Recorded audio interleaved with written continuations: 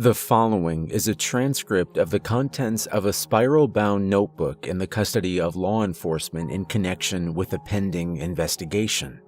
While the investigation and most of the events described below did occur in the general vicinity of the Midwest, all of the specific locations, names, and other identifiers have been altered by me to protect the investigation and my own anonymity. I will also be circumspect about how I obtained access to the notebook itself. Suffice it to say, I had an opportunity to analyze the object physically. As part of that process, I photographed all of the pages per my SOP. It wasn't until the following week that I glanced down through those photos and began reading what I have now written down below. I understand how this may be interpreted, and you have no reason to trust the word of an anonymous stranger as to its authenticity. I cannot even vouch for the truth of what is written myself, though I think I have transcribed all the words accurately. All I can say is that what I have written is the truth, and I am presenting it to the best of my ability. What you take from it, evidence of something sinister, the outlines of some elaborate prank, or simply a few moments of entertainment, that is entirely up to you. I remember the first time I saw you. You were what, 1? Maybe not even that. Laying on the blanket next to your mama in the park, sleeping so peacefully as she watched over you with a tired but happy look on her face. That sleep, so calm and serene, I envied you that. I was having trouble sleeping even back then, and every day I could feel the last scrapes of that kind of peace being taken from me. I don't want you to misunderstand me, though. Me talking about not sleeping and envying a little baby that can, well, you might think that I was jealous of you, hated you even. But no, nothing could be farther from the truth. I saw that little pink ball of innocence, that bright little light of life that hadn't been kicked and shit on by the world quite yet, and I loved you. I loved you for what you were and what you could be. So I decided to take you under my wing. Pa had once called me a witch. A witch! I tried to tell the dumb bastard that I wasn't no witch, and even if I was, you'd call a boy witch a warlock. But he got that mean, sour look he'd get sometimes before I was 5 words in, and I knew the hit was coming before he even started to swing. I just balled up then. I was 15 at the time, and I could have fought back, but he was bigger and stronger and meaner than me, and if I fought back, it'd just be worse. So instead, I balled right up like a little armadillo, and before long, it was over. Armadillos are funny. They look cute and all, sure, like little knights in suits of armor or something. But you know, a lot of them have leprosy under that armor. A poison rot, like from the olden times, right under their skin. I felt like that back then. Like I had a poison welling up under that skin he was bruising and splitting, waiting for the right time to reach out and touch him, wither him right away. Except my poison wasn't leprosy. Mine was what I could see, what I knew. I could look at my father, big, strong man that he was, and I could see the thread of his life stretching out in front of me. Not everything, you understand. It wasn't till later that I got where I could focus more and see particulars I wanted to see, but enough to know the biggest goods and bads he had coming. Enough to see when and how that thread would be cut for good. That was why he was afraid of me, why he hated me so. I'd made the mistake of letting on what I could see before I knew it was better to hide it. Pa tried to ignore it at first, but that changed when I came to him crying one morning. Found him in the field working on that old tractor that crapped out at least once a season, already in an awful temper. I should have known better, but I was scared and upset, and I loved him. I thought if I told him how he was going to die, he could avoid it, and I wanted that more than just about anything. Funny thing was, when what I saw finally came true a few years later, the biggest thing I felt was relief. Relief that it was over and that my poison had finally finished the job. I know what you're thinking. I'm being arrogant, thinking I can play God, thinking that my visions are killing people, when, just by listening to what I've said, you could tell I'm just seeing what's coming for somebody, and even warning them doesn't change a thing. For a long time, I thought that way too. As I got older, and especially after Pa passed, I got stronger in what I could see, but I wanted to see it less and less.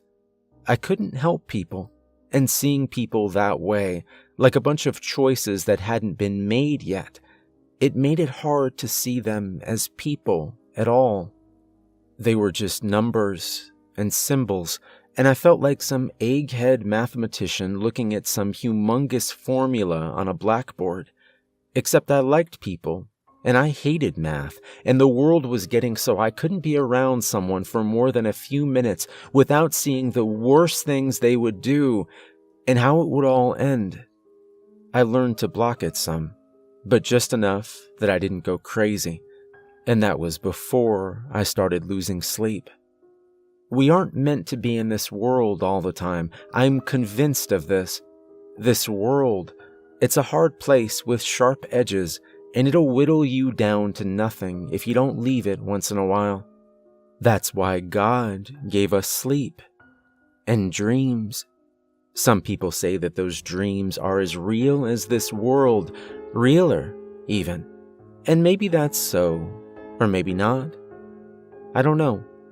What I do know is that we aren't meant to stay here all the time, especially when you see everything that I see. When I first saw that little baby you, I guess something came over me. Maybe it was some instinct, some part of whatever this power is that I have. I like to think that it was something more, though, that even then, I wanted to keep you safe, forever. I spent the next hour looking through the thread of your life, the times you were truly scared or truly happy, the things that shaped you or pushed you this way or that, when you felt loved and when you were in danger, the day when you were just 19 that you died. By the time your mama picked you up and carried you back to the car, my head was splitting, and I was close to bawling. I could see how it happened and why, but not how to stop it. Telling you, even if I waited 18 years to tell you the day it happened, wouldn't be enough to stop it. Our lives, our fates, they have movement, inertia, and you were heading toward a coffin like a bullet flying fast. Me telling you stuff you wouldn't believe too late to help anything, well, I might as well be puffing out of breath at that passing bullet. It won't change where it hits one little bit. But what if I didn't talk to you just then? What if I talked to you for years? Proved to you that what I saw was real and that you could trust me? Maybe that belief would be enough that you would listen when the time was right. I followed you and your mama home that day, and I've kept track of you ever since.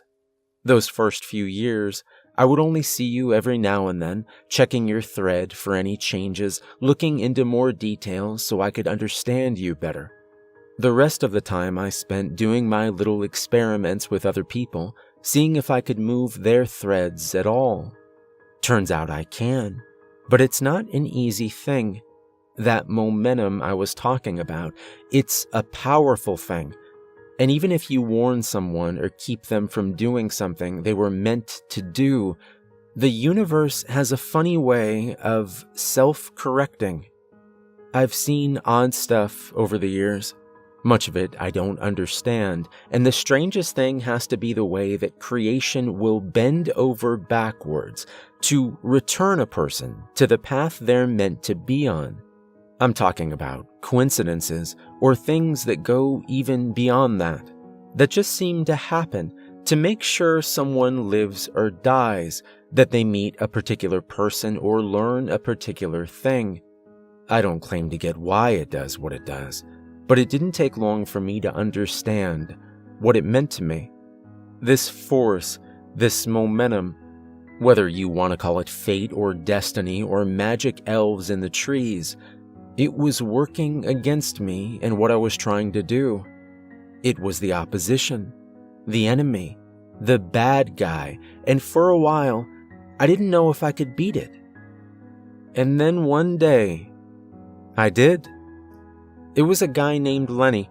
Nice enough guy, I guess, but more importantly, he worked in the building across from my job and ate lunch outside most days.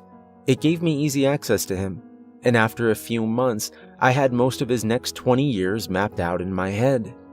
The key to most of it was him meeting the woman he'd marry. Her name was Laura. Before meeting her, his life was pretty bare. He didn't like himself, and because of that, he didn't like most people. Meeting her changed all that. I'm not saying their life together was perfect, because it wasn't, but they brought out the best in each other. I could see several points in his life where he picked right instead of left because of his love for her, and because of this, he avoided several traps the world might have thrown in his path. Looking at his life, I knew I'd found something special. Everyone is affected by others, but to find a life so impacted by how it touches another, that's a lot more rare. And if I was ever going to have a chance of proving I could affect things, of saving you, this was it. And for a wonder, it worked. It took time and effort and sacrifice, but it worked. And from that, I came up with my plan to protect you. I'm writing this 2 days before your 12th birthday. When you find this notebook, which I know you will, it will have a green notebook rubber banded to it. That is the story of your life from age 12 to 13. It's long. I tried to organize it well and only use words you'll understand. If you find one you don't, go get the dictionary off your mama's bookshelf and look it up. You need to get all of this, okay? I don't cover everything, of course. It would take way too long to write or read, but it's about 30 pages of little things and big things that are going to happen and what happens because of those things. I give you the date and time when I can, but I can't see that clear except occasional. And there's only a couple of times when I tell you what you should do instead of what you're meant to do. For now, I just want you to understand that what I'm telling you will come true and that you can trust me. Every year, I'm going to give you another green notebook. It'll tell you what you need to know, when you need to pick path B instead of path A, that kind of thing. I'll keep watch on the road ahead of you and make sure that you stay safe for as long as I'm able.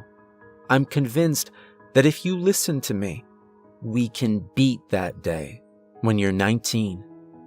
I know this is a lot to understand and believe, but I've already seen that you will. I can't see your thread moving yet, but I think in time, as you know more and trust more, that'll get easier. I know you're a smart girl, so this probably doesn't need to be said, but don't tell anyone about these notebooks or what you know. Take it from me, all it will do is make people think you're crazy or that you're wrong somehow. Just keep it for yourself and use it as you will. It's still your life, after all. I'm just here to make sure you get to live it.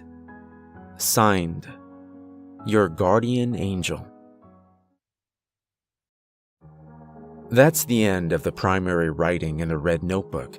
There is, however, loose paper in the back of the notebook that appears to be from a different source, as the lines are different in size and spacing, based upon the content and the apparent age of the pages and the ink.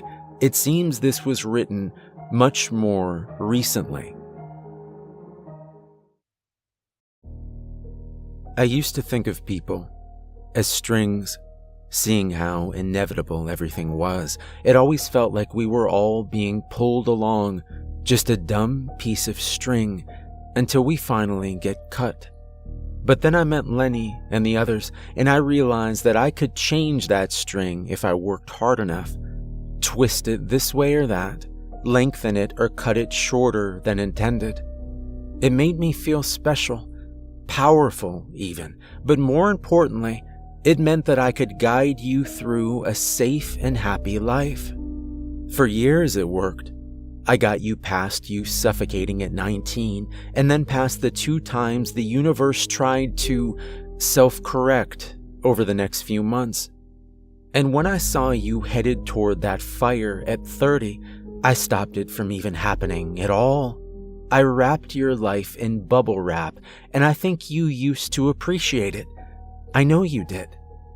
But lately, you take it all for granted. You think that I'm manipulating you somehow, or that you don't need me anymore. You have no idea of the vicious things the world has waiting for you at every turn, of how many times I've fought those things off for you. You have no idea of how things will change if you keep ignoring my advice like this. The thing is, you're wrong. It's always been your choice. I used to not believe in free will, but I was wrong. I see that now. You can steer your life how you want, but make no mistake, free will does not mean you won't be pushed and pulled. That universe that's been wanting to hurt and kill you all these years, it's been waiting for the chance to put you back on its course. Some version of things where you're miserable or scared or dead. And left to your own devices, you'll steer right into it. I can see that now. And the worst part of it is, I'm no different than you. I never told you why I don't sleep much. It's because of the nightmare. The same nightmare I've had for nearly 40 years. It's always terrified me. Though when I was younger, I thought it was just a dream.